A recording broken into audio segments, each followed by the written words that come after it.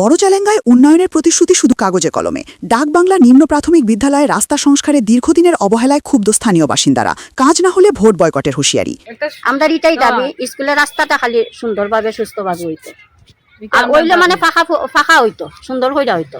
এটাই আমরা দাবি। অন্যরা যে এই যে তারা ওই দিকের রাস্তাটা যে ফাত্তর বাইরে গেছে, এই হইছে সেই হইছে, বিরাট সমস্যা। এই ধরনের হইতো, একবার হইলে এটা সুন্দরভাবে হইতো। এটাই আমরা দাবি, আর কিচ্ছু না।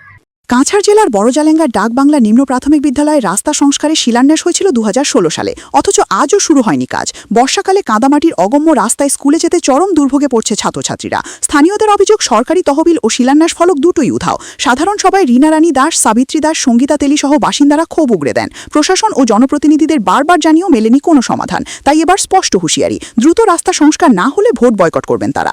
নমস্কার, আমি রীনা রানী দাস, বড়জালেঙ্গা ডাকবাংলা এরিয়ার বাসিন্দা। আমি এটাই মানে দাবি করছি যে আমরা যে এই স্কুলের রাস্তাটা আজকে প্রায় না 2016 সালে মানে হয়েছিল, স্যাংশন হয়েছে, অথচ পুরা স্যাংশন হয়ে গেছে, বোর্ডও টানানি হয়েছিল, শিলান্যাসও হয়েছে।